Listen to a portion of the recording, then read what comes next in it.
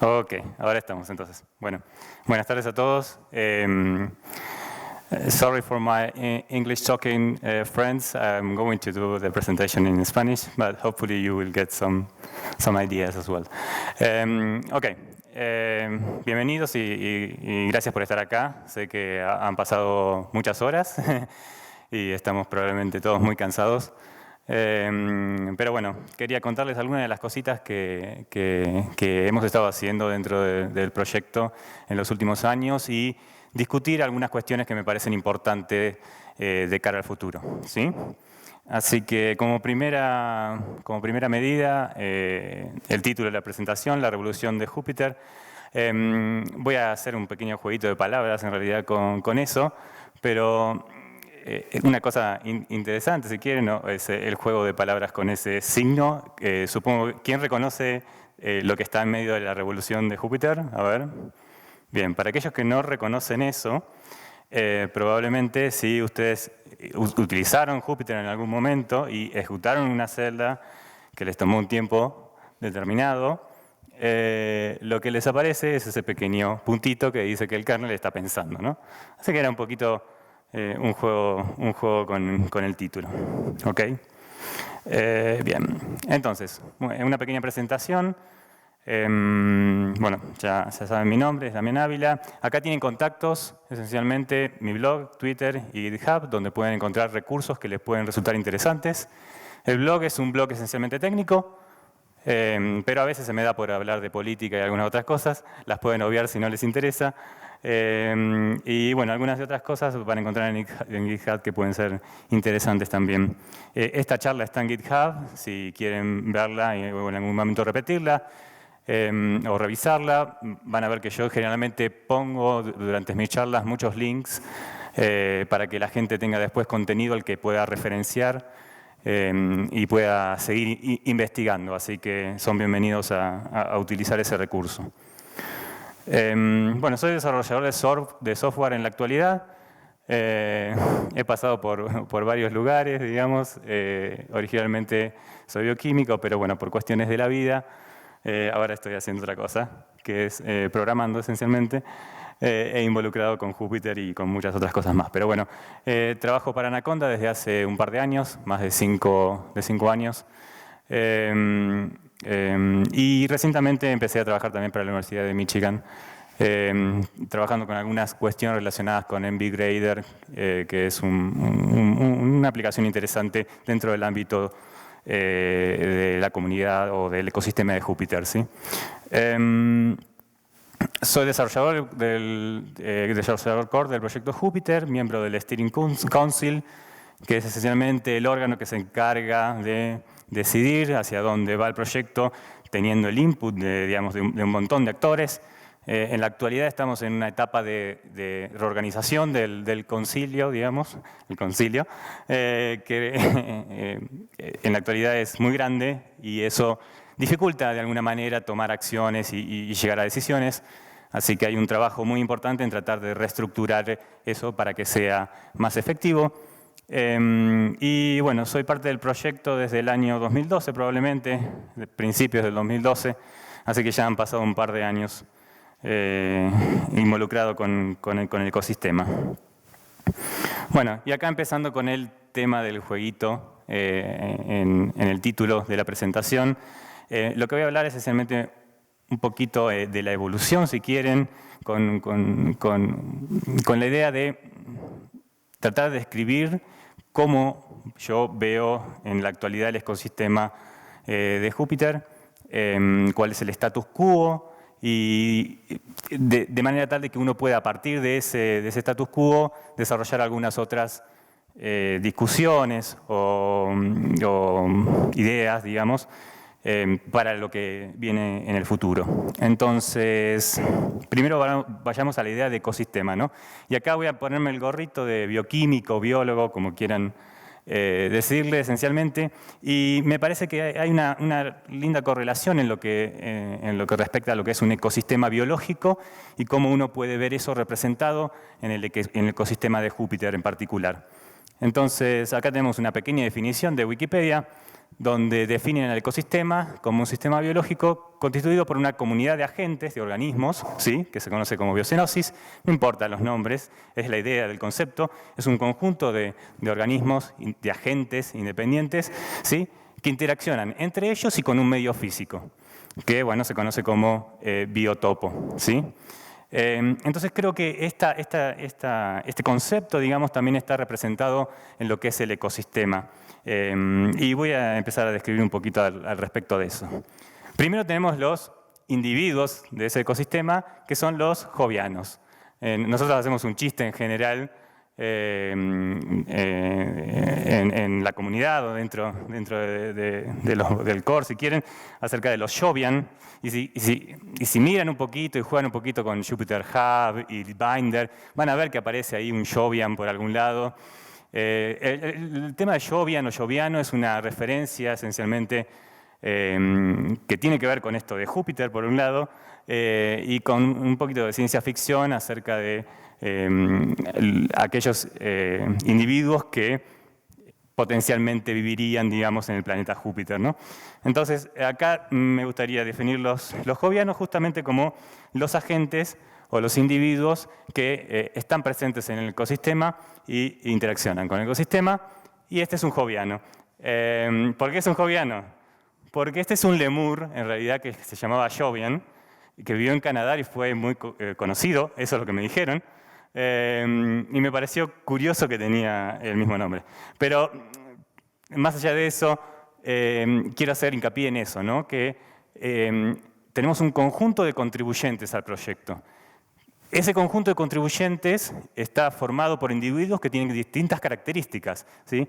Uno de ellos son los desarrolladores, si quieren, que tal vez son los más conocidos o los que reciben mayor crédito, cuando en realidad existen muchos otros actores, ¿sí?, que son muy importantes para que el proyecto vaya hacia adelante, ¿sí? Diseñadores, gestores de proyecto, y existen muchos otros más que me parece que es importante de alguna manera nombrarlos y darles todo el peso que ellos tienen dentro de la comunidad. ¿Bien? Pero una parte muy importante de la comunidad son esencialmente los usuarios, ¿sí? ¿Por qué? Porque los usuarios, a través de su feedback, son capaces de generar un contenido que nosotros recibimos y que nos permite entonces modificar, ¿sí?, y hacer mejor el conjunto de productos, si quieren productos en un término amplio, que el proyecto provee, ¿sí? Entonces se forma ese círculo de retroalimentación positiva que hace que el proyecto pueda avanzar en la dirección que todos queremos, ¿sí? Entonces es importante eso, ¿sí?, reconocer que todos los usuarios, ¿sí?, si ustedes alguna vez usaron Jupyter o alguno de las herramientas que Jupyter provee, ustedes están presentes y son parte de esa comunidad. Y es muy importante, ¿sí?, que nosotros recibamos el feedback que ustedes son capaces de generar. Así que no tengan miedo y quisiera fomentar, incluso obligarlos, si pudiera, a que nos provean de feedback cada vez que ustedes están utilizando algunas de las herramientas que provee el proyecto, ¿sí?, porque eso nos sirve muchísimo. Y nos permite, de alguna manera, shapear o de alguna manera llevarlo en la dirección en la que la gente necesita. ¿Bien? Entonces, todos somos la comunidad, ¿sí? Los que estamos de alguna manera produciendo, ¿sí?, y los usuarios que en todo momento interaccionan con esos productos. ¿Ok? Pero bueno, habíamos hablado de un ecosistema, y ese ecosistema tiene, además de los individuos, un lugar donde se desarrolla, ¿sí? Y ese lugar, si bien capaz puede parecer un poco forzada la idea, pero ahora van a ver por qué quiero llegar a eso. Ese lugar lo represento como Júpiter, ¿no? El planeta ese de los jovianos, que cabe la casualidad que puede ser parecido al Júpiter que ustedes conocen, pero bueno, eso me dijeron, no sé si es real. Hay una cuestión interesante de los ecosistemas biológicos, que es esta estratificación por niveles, ¿sí?, o esa estructura vertical. Si bien también puede haber una estructura horizontal, Creo que esta estructura vertical, ¿sí? Tiene relevancia o puede ser reinterpretada dentro de lo que es nuestro ecosistema, ¿sí? Si un caso típico de ecosistema donde se ve esta estratificación vertical es un sistema de tipo bosque, un ecosistema de tipo bosque, donde en la parte basal vemos raíces, una primera etapa de arbustos y después capas superiores, ¿sí? De manera que se acomodan para, de alguna manera, recibir la mayor cantidad de luz posible en cada una de las etapas o niveles, ¿sí? Y creo que se puede hacer una interrelación y una interpretación de eso en lo que respecta a lo que es Júpiter como ecosistema. Primero, tenemos un nivel básico, ¿sí? ¿Cuál es ese nivel básico? Los estándares abiertos para computación interactiva. Y cuando hablo de estándares abiertos, me refiero a qué?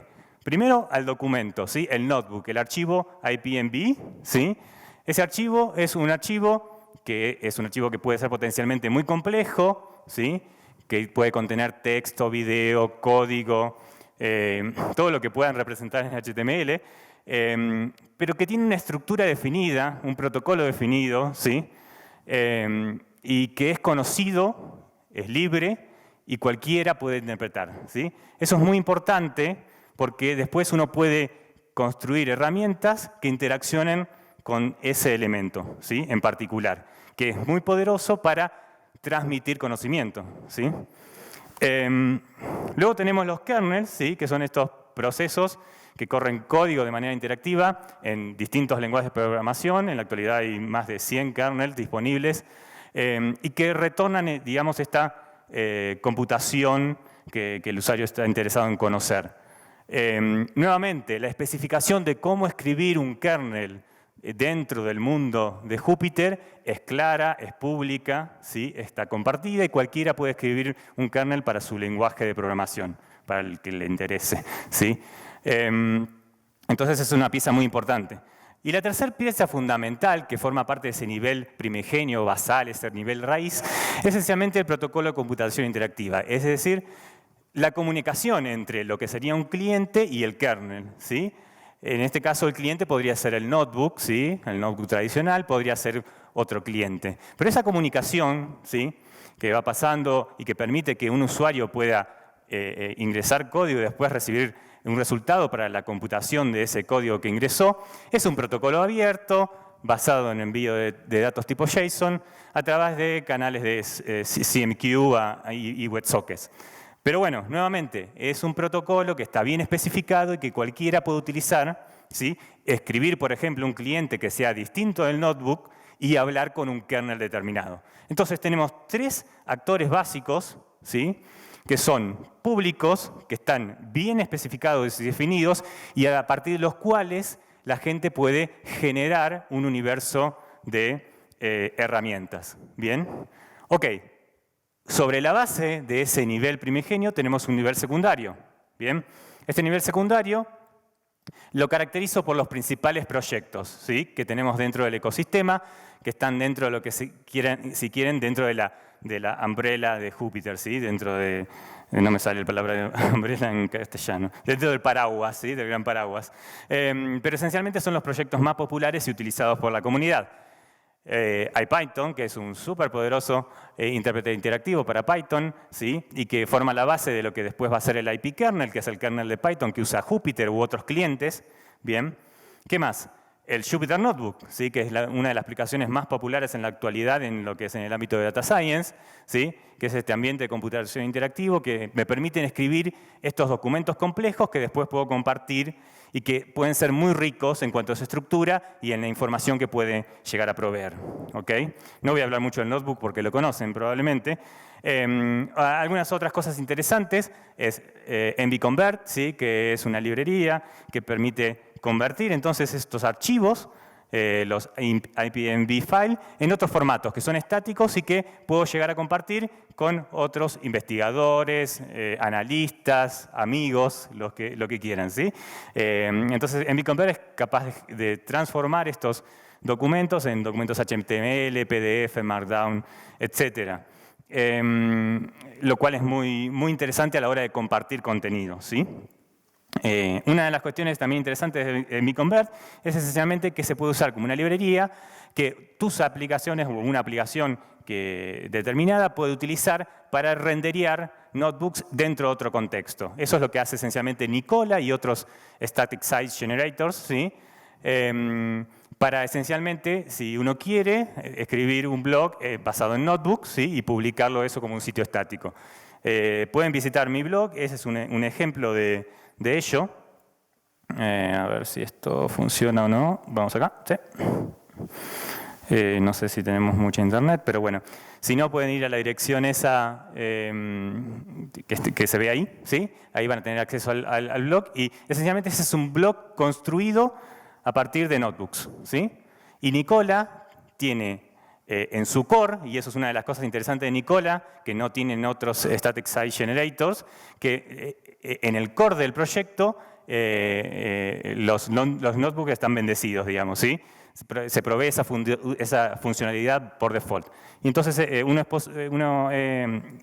puede generar su contenido y exponerlo como un sitio estático sin mayores problemas. Y esto se murió un poquito, así que vamos a ver si podemos restartear el kernel. Y a ver si ahora carga.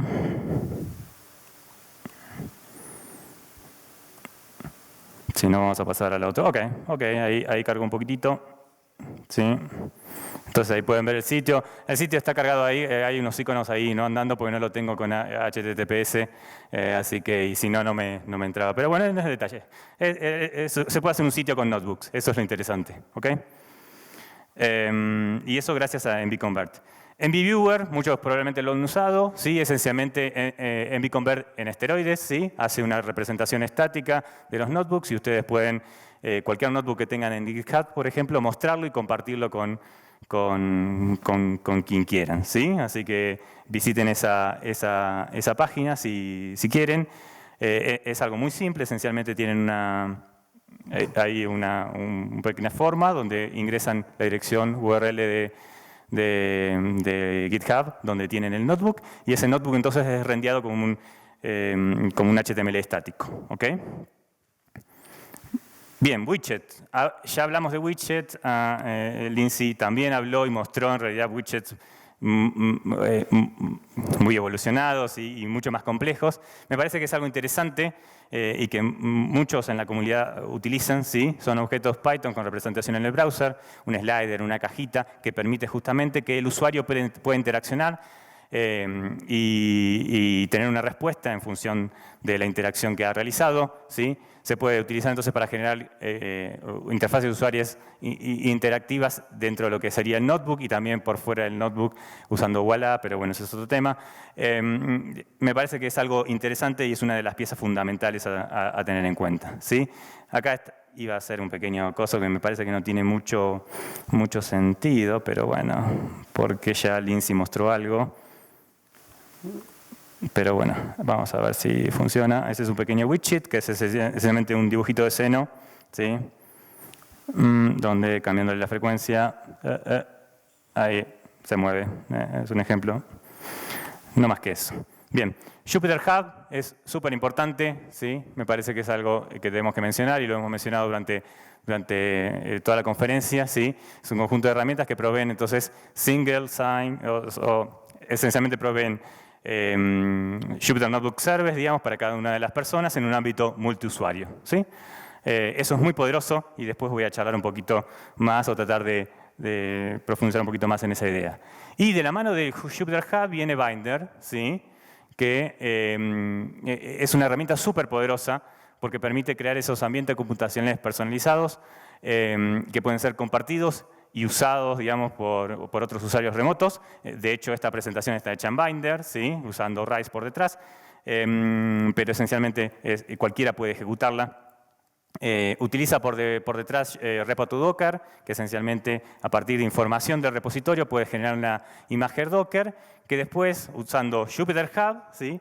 Es capaz de proveer esa interfase de usuario que nosotros vemos cuando interaccionamos con Binder, ¿sí?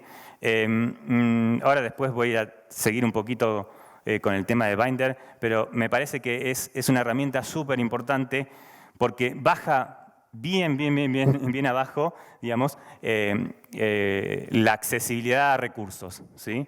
Entonces, eso me parece que dentro de ciertos contextos, sobre todo en los cuales no hay mucho dinero disponible y para un montón de usuarios que no tienen, digamos, la capacidad de acceder a esos recursos computacionales, esto es totalmente disruptivo. Pero bueno, ahora charlamos un poquito más al respecto. Este es el sitio de Binder, donde pueden esencialmente, así como hacían con MVViewer, entrar a una URL. Bueno, hay algunos detalles más, tienen un environment, un archivito que dice las especificaciones, y lo que van a tener esencialmente es un Jupyter Notebook Live, ¿sí? Donde pueden ejecutar código, ¿sí? Muy parecido a MVViewer, pero en vez de ser estático, es dinámico, lo cual es fantástico. Entonces me parece que es una de las herramientas esenciales que es necesario mencionar. La otra cuestión que me parece muy importante es Jupyter Lab. ¿Sí? Acá varios hemos charlado y hemos hablado acerca de Jupyter Lab. Carlos recién ha explicado algunas de sus pros y sus contras. Yo diría que algunas de las desventajas, o digamos los contras que dijo en realidad son pros, pero podemos discutirlo con una cerveza de por medio. La cuestión es que, fíjese que taché el futuro. ¿Por qué? Porque Jupyter Lab es el presente ahora, ¿sí? La versión 1.0 fue releaseada hace un par de meses, es estable, funciona muy bien, en la actualidad es 1.1.4, es la versión disponible, ¿sí? La experiencia es cuasi IDE, hay un montón de cosas de por medio y faltan un montón de cosas, pero ese es el tipo de experiencia a la que está apuntando, ¿sí? Y utiliza múltiples de las tecnologías del ecosistema. No es el futuro, es el presente, la realidad es esa, ¿sí? La idea general es que lo que nosotros llamamos el Legacy Notebook, que es el notebook que ustedes están utilizando, que ya llamamos Legacy hace rato, en algún momento va a tender a desaparecer. De hecho, si ustedes quieren tener una experiencia igual a la experiencia que tienen ahora con el Jupyter Notebook, eso lo pueden lograr con Jupyter Lab también. No necesitan tener esa experiencia ahí de si no la quieren.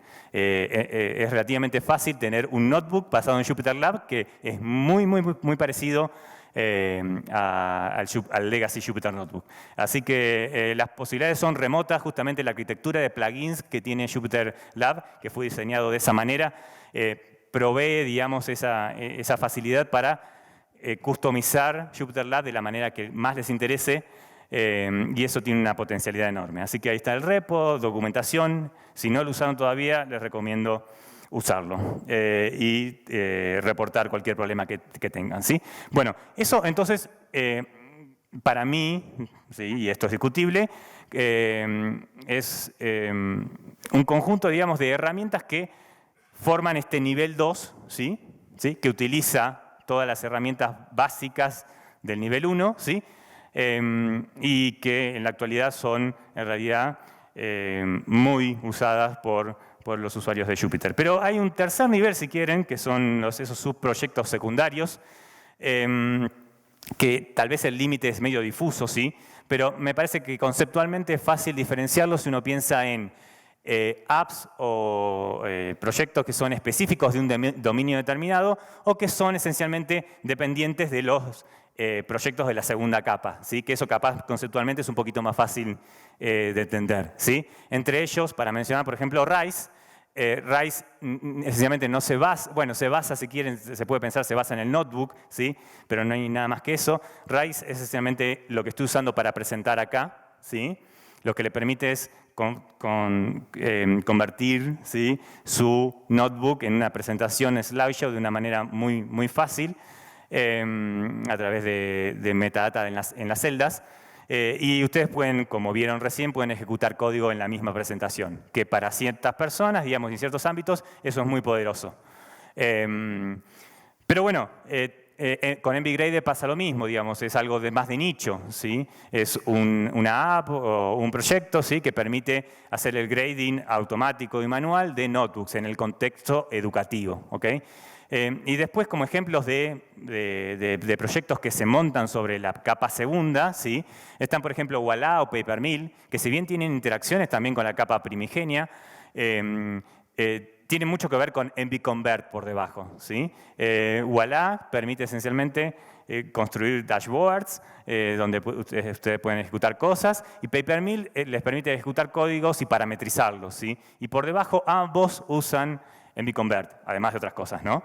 Entonces me parece que es interesante remarcar, digamos, que hay todo un conjunto o todo un mini ecosistema, si quieren, una tercera capa que construye sobre la primera y la segunda y que ofrece múltiples apps o servicios o esencialmente un montón de productos, en términos, entre comillas, la palabra producto, que los usuarios utilizan a diario, digamos, dentro de lo que es el ecosistema, ¿sí? Entonces, para recapitular un poquito, tenemos el ecosistema que está formado por los contribuyentes, que son todos los que contribuyen, ¿sí?, más los usuarios, y el lugar donde se desarrolla, que esencialmente son todos estos productos y a los distintos niveles que les he mencionado. Entonces me parece que la analogía tiene un poco de sentido, si bien puede estar tirada de los pelos, le decimos en Argentina, que quiere decir que estamos forzando un poco la analogía en algún momento. Me parece que conceptualmente tiene algún valor y me interesaba compartir eso con ustedes. No tengo idea cuánto tiempo me queda. Si alguien me dice, está buenísimo para saber cuánto puedo extenderme o no. Ahí está el cartel. 15 minutos, buenísimo. Bueno, bien, volviendo al tema de jueguitos de palabras, ¿sí? Empecé con evolución y ahora seguimos con revolución. Y la idea de esta sección o segunda parte, ¿sí?, es esencialmente discutir acerca de algunas de las cuestiones o puntos que hacen a la revolución que ha generado Júpiter en distintos ámbitos y cómo vemos el futuro a partir de esos cambios que se han generado, ¿sí? Así que tengo como una serie de secciones. No voy a hacer mucho hincapié en algunas, digamos, porque algunas cosas ya se han discutido, pero sí me gustaría al menos charlar acerca de algunas cositas puntuales, ¿sí? Todos saben que Júpiter tiene digamos, un valor intrínseco muy importante en lo que es ciencia, ¿sí? Y hoy en la charla de Lindsay, ella detalló de una manera realmente muy clara, ¿sí?, cómo habían utilizado distintas herramientas de Júpiter, ¿sí?, dentro de lo que era un problema particular en el área de geociencias. Así que ahí tienen un ejemplo muy concreto de cuál es el impacto, digamos, que puede tener Júpiter y sus herramientas en particular en un área determinada de ciencia como puede ser la geociencia, ¿sí? Así que voy a sumar algunos puntos adicionales a eso que me parece que son relevantes, pero si no estuvieron en la charla de Lindsay, les recomiendo en algún momento cuando esté el video volver a verla porque fue muy buena en cuanto a mostrar justamente el papel de Júpiter en este ámbito. Pero bueno, me parece que hay dos cosas esenciales para mencionar, y se pueden mencionar muchas, pero estas tienen un impacto tan grande que creo que al menos tenemos que charlar un ratito al respecto. Primero son el papel, digamos, que tuvo Júpiter y las herramientas de Júpiter dentro de lo que es el proyecto LIGO o de detección de ondas gravitacionales, ¿sí? Hace un par de años ya, creo. No me acuerdo bien la fecha, seguro alguno ahí recordará, se pudieron detectar por primera vez ondas gravitacionales, esencialmente generadas por la colisión de agujeros negros, de dos agujeros negros que giraban, digamos, uno alrededor del otro.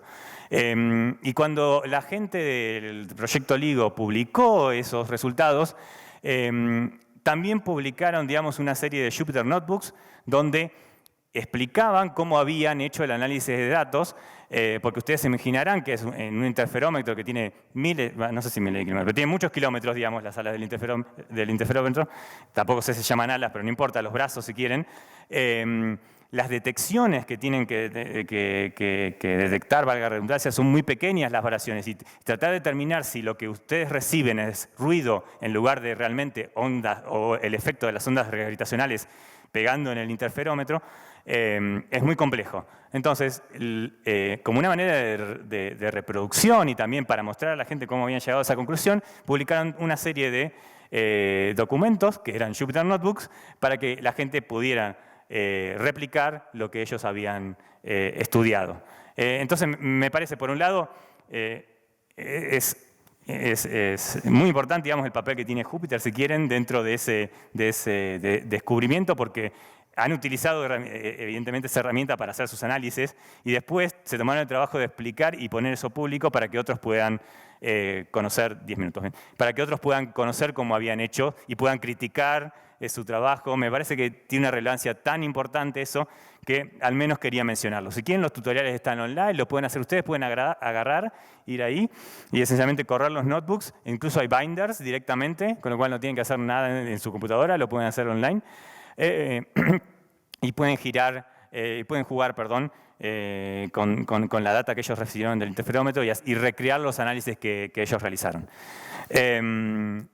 Eso por un lado. Después me parece que el otro hito así, que cuando vi la foto me puse como loco, es esencialmente el telescopio de Evento Horizonte, ¿sí? Que eso es muy reciente, esencialmente, donde se puede ver un agujero negro. O sea, si se lo ponen en la cabeza, se puede ver un agujero negro. Es una locura. Una de las cosas esenciales es que los investigadores sacaron varios, obviamente hay muchísimos investigadores involucrados, sacaron creo que 4 papers, por lo menos en la primera publicación, y en varios de ellos, digamos, describían cuáles eran las metodologías que estaban utilizando y cuáles eran las aplicaciones que estaban utilizando para hacer el análisis de los datos, y obviamente estaba buenísimo que habían utilizado agentes, digamos, de lo que es el stack de Open Source y PyData, ¿sí? NumPy, SciPy, Matplotlib y el notebook también. Entonces, que la gente que detectó por primera vez un agujero negro y nos lo está mostrando haya usado Jupyter, a mí me hace muy feliz. Así que me parece que es súper relevante, ¿sí? Bien, y después voy a comentar una cosita más acerca de esto. Bien, Jupyter Educación. Lindsay comentó algunas cositas de Jupyter Educación. Ya me quedan pocos minutos, así que quiero ir un poquito más rápido. Voy a mencionar 2 o 3 cositas nada más. La primera es este proyecto, me parece súper importante, que es el proyecto CCG, que esencialmente es una plataforma de computación interactiva que provisiona Jupyter Hubs a todas las universidades, o la mayoría de las universidades de Canadá. Con lo cual, cualquier estudiante canadiense, ¿sí? A diferentes niveles, y ahora voy a explicar los niveles, puede digamos, tener un recurso computacional para realizar lo que quiera, ¿sí? Eso tiene justamente, eso está bajando la barrera nuevamente, como les comentaba con Binder, para el acceso a recursos computacionales que, en definitiva, van a determinar que la gente evolucione, digamos, en el sentido de que pueda generar nuevas cosas y tiene un impacto enorme. Entonces, me parece que este tipo de esfuerzos es algo que hay que remarcar y que hay que replicar en distintas áreas del globo, ¿sí? Particularmente en nuestra América Latina me parece que sería algo fantástico. Pero voy a hablar de América Latina en 2 minutos más.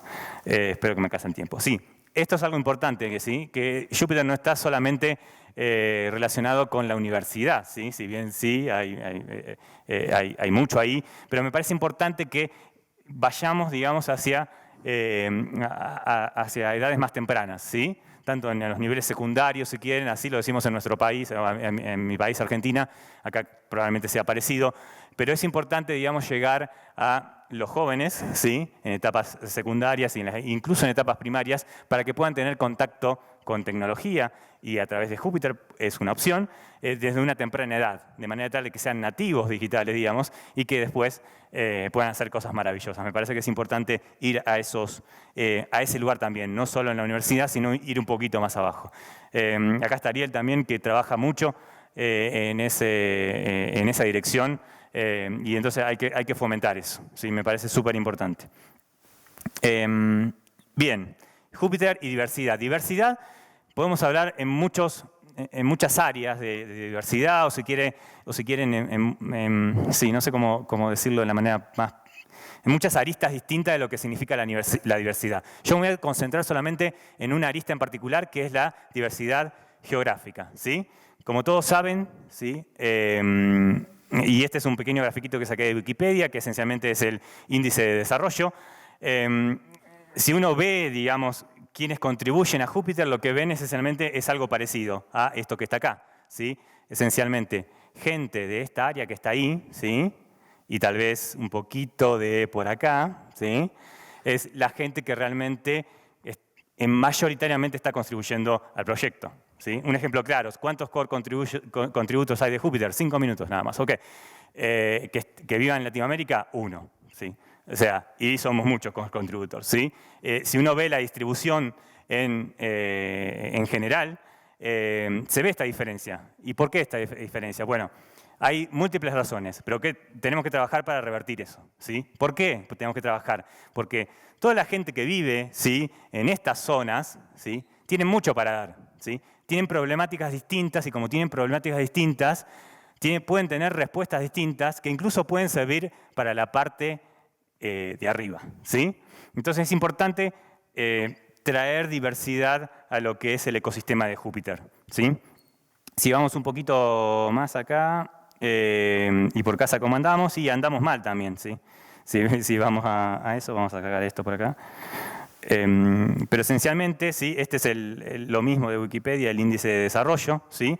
Lo que podemos ver esencialmente que en Norteamérica, ¿sí?, hay más desarrollo, y eso se representa cuando uno ve cómo se distribuyen los contribuyentes al proyecto. Entonces, hay que trabajar para fomentar, ¿sí?, que en nuestra América Latina sea el área donde haya crecimiento, ¿sí?, y tal vez la Antártida, donde haya crecimiento de la comunidad de Júpiter, ¿sí? Entonces, en esa dirección, ¿sí?, estamos tratando o empezamos a trabajar, ¿sí?, y me parece importante señalarlo. Hicimos hace un par de meses el primer taller sudamericano de Júpiter, que creo que fue muy bueno, ¿sí?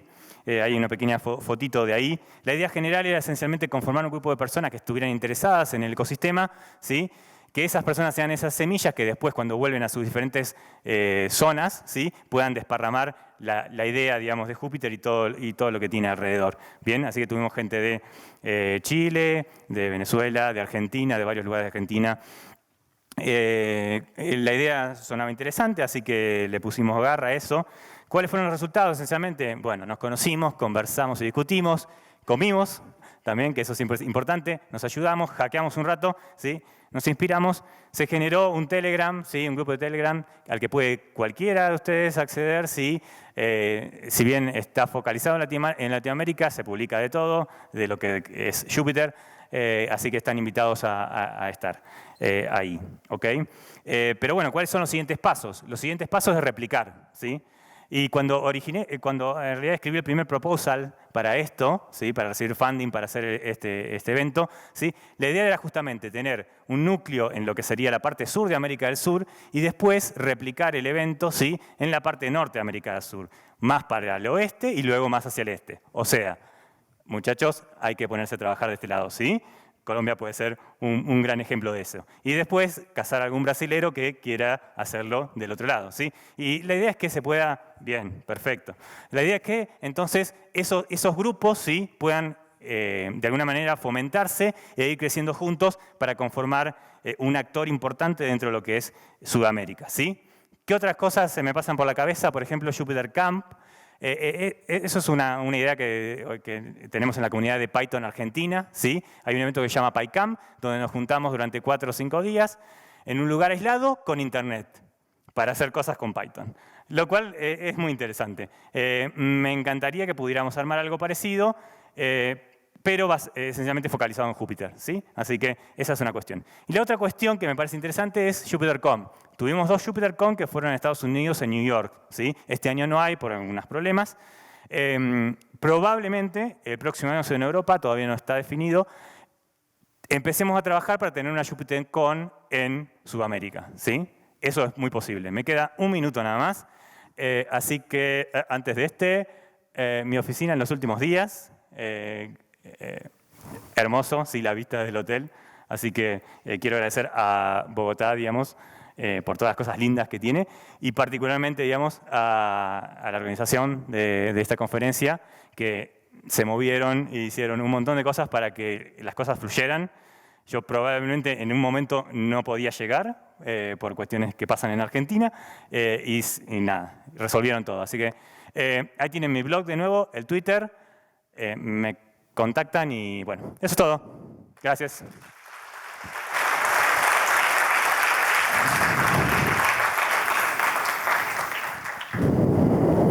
Muchas gracias, Damián. Hay tiempo para media pregunta. Media pregunta. Entonces, si alguien quiere hacer una media pregunta, levante su mano y llevaremos el micrófono a ustedes. Acá hay una.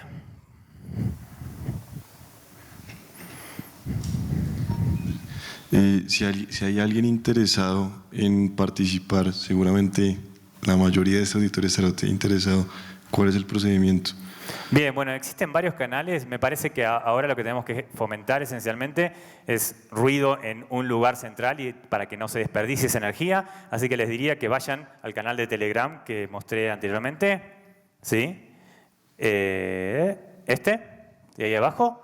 Y ahí podemos seguir con la discusión. Me parece que tratemos de focalizar ahí y después podemos ver, existen otras maneras, pero si queremos trabajar, digamos, en lo que es Latinoamérica o Júpiter dentro de Latinoamérica, tenemos que estar, digamos, todos focalizados en un lugar, así que recomendaría ir a ingresar a ese grupo de Telegram y empezar a tirar cosas. ¿Sí? Gracias. De nada.